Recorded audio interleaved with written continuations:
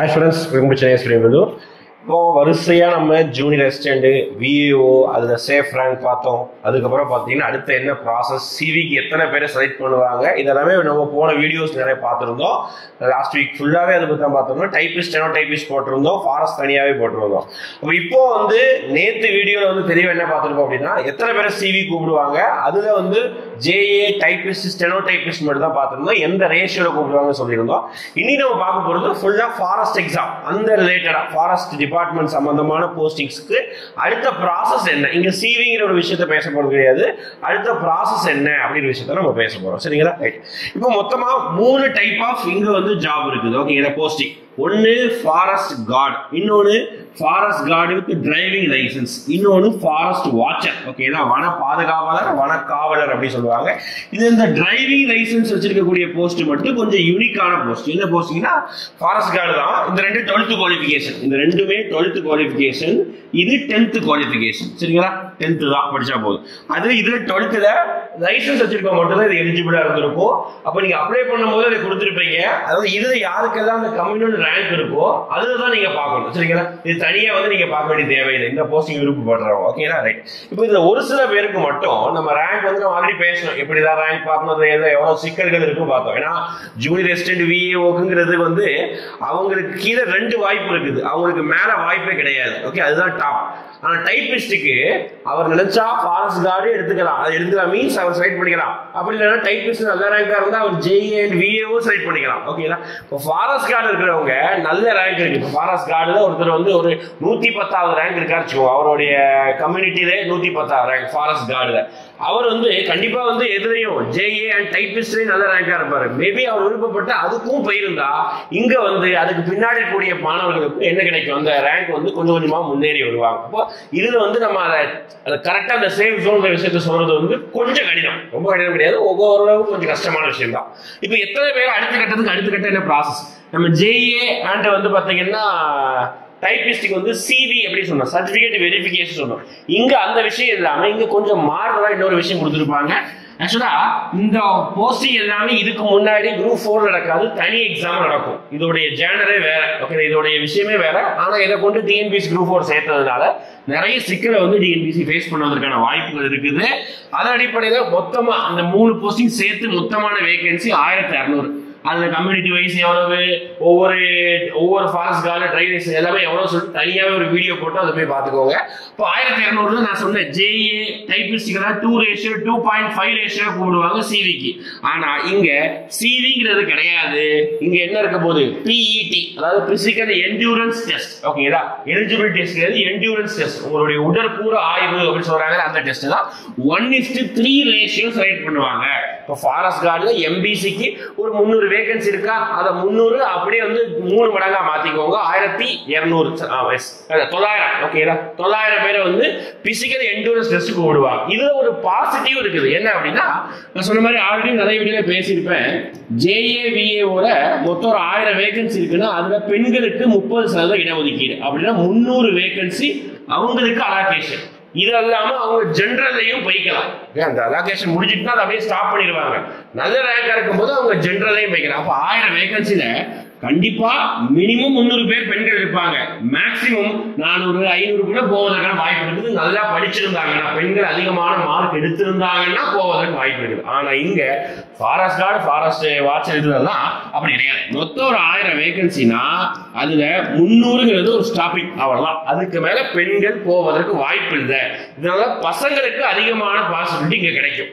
அங்க பெண்களுக்கு பசங்களை விட அதிகமான பாசிபிலிட்டி இருக்கும். ஆனா இங்க அப்படி கிடையாது, பிக்ஸ்டு இதுதான் அப்படின்னு சொல்லிட்டு பிக்ஸ் பண்ணி வச்சிருக்காங்க. இது பிசி எஸ்ஐ எக்ஸாமினேஷன் மாதிரி இங்கேயும் ரிசர்வேஷன் பிக்ஸ்டு, இது தாண்டி வேற யாரும் போக முடியாது. அதே மாதிரி ஃபாரஸ்ட் வாட்சர்ல ட்ரைபல் யூத்னு ஒரு போஸ்ட் இருக்கும், அதுல எஸ்டி பீப்புள் மட்டும்தான், அதை விட வேற எந்த பீப்புள் கிடையாது. அதனால அந்த கேட்டகரியில நல்ல ரேங்க் இருந்தீங்கன்னா நார்மலா எஸ்டி பீப்புள் அவங்க கன்ஃபார்ம் கிடைச்சிருக்கிற ஒரு விஷயம் தான். ஓகே, அது ஞாபகம் வச்சுக்கோங்க. ஓகே, இப்போ இந்த இடத்துல 1200 இன்ட்டு நம்ம மொத்தமா பேசுறோம், இன்ட்டு 3 பண்ணீங்கன்னா 4800 பேரை பிசிக்கல் என்டூரன்ஸ் டெஸ்ட் கூப்பிடுவாங்க.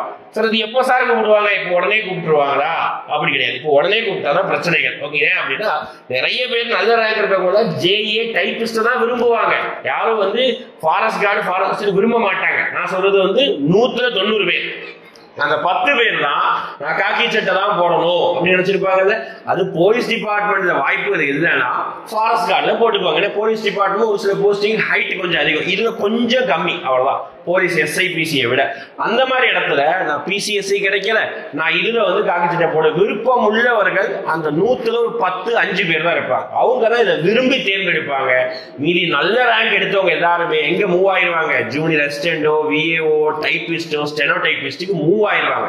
அப்போ மூவ் ஆக உங்க கம்யூனல் ரேங்க் அதிகமா இருந்தா கூட உங்களுக்கு கிடைப்பதற்கான வாய்ப்புகள் இருக்கும். அதனாலதான் 3 மடங்கு கம்யூனல் ரேங்க் அதிகமா இருந்தா கூட, நம்பர் ஆஃப் வேகன்சியை விட 3 மடங்கு கம்யூனல் ரேங்க் அதிகமா இருந்தா கூட வாய்ப்புகள் இருக்கும். அதனால நீங்க மிஸ் பண்ண வேணாம், பொறுத்து இருந்து பார்ப்போம். ஓகே, சரி, என்ன சார் ப்ராசஸ் இருக்கலாம்? அதுக்கு முன்னாடி நான் இது சொல்லிடுறேன் பாருங்க. என்ன பிஇடி, பிசிக்கல் என்ட்யூரன்ஸ் டெஸ்ட் என்ன சார்? இப்போ நாங்க தயார் பண்ணணும்னா என்னவா இருக்கும் அப்படின்னா 25 kilometre, 25 kilometre by walk run, அது உங்களுடைய விருப்பம். ஓகேங்களா? 25 கிலோமீட்டர் ஆண்களாக இருந்தா 4 மணி நேரத்துல கடக்கணும். ஓகேங்களா?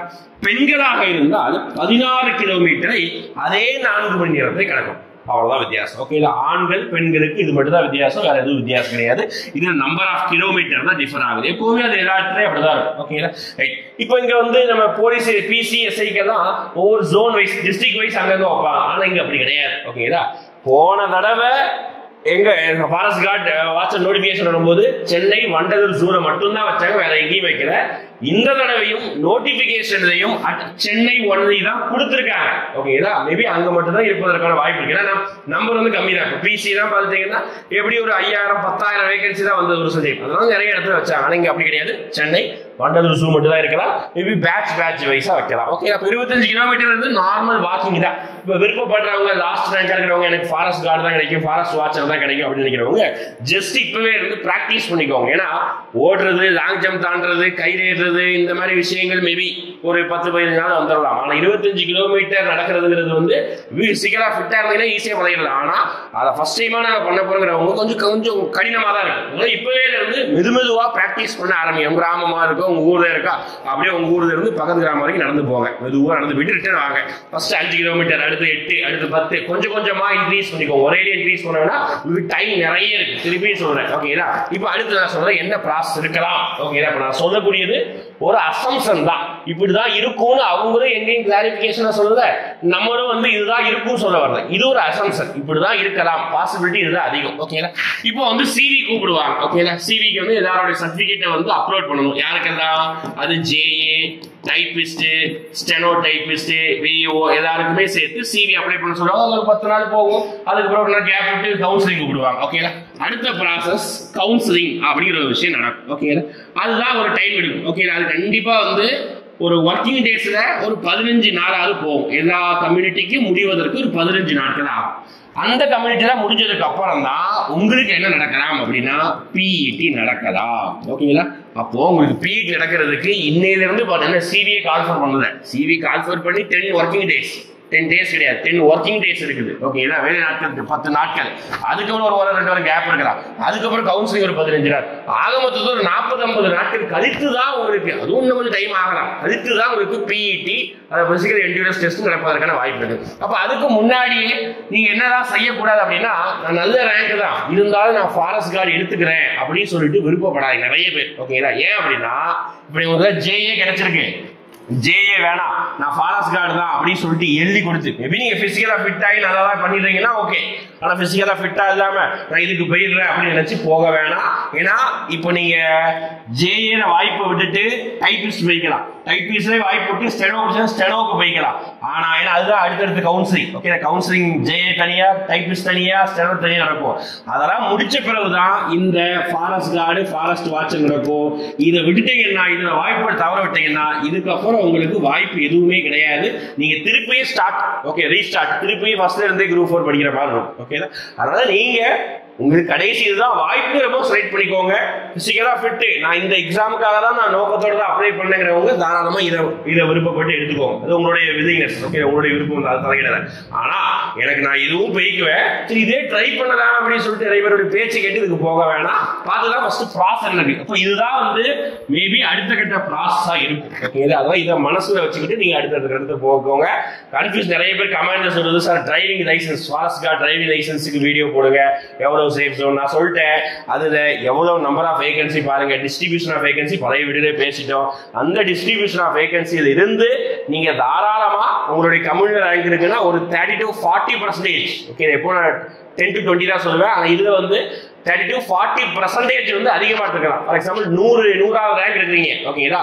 ஆனா உங்களுக்கு வாய்ப்புகள் வந்து 100 வேகன்சி தான் இருக்கு அப்படின்னா உங்களுக்கு வாய்ப்புகள் கண்டிப்பா வந்து 150க்கு மேல நீங்க கம்யூனிட்டி ரேங்க் அதோட தாண்டி இருந்தா கூட ஃபாரஸ்ட் கார்டு ஃபாரஸ்ட் வாட்சருக்கு தான் கிடைக்கும், ஓகேங்களா? ஏன்னா பாதி பேர் அதுலயே எடுப்பதற்கான வாய்ப்பு இருக்குது, ஓகேங்களா? ரைட், இதுதான் வந்து ஃபாரஸ்ட்ல அடுத்த கட்ட ப்ராசஸா இருக்கலாம். இதே மாதிரி உங்களுக்கு வேற ஏதாவது டவுட்ஸ் இருக்கும் பட்சத்துல கமெண்ட் செக்ஷன்ல மென்ஷன் பண்ணுங்க. அது வந்து நாங்க அடுத்தடுத்த வீடியோஸ் வந்து அப்லோட் பண்றோம். தேங்க்யூ.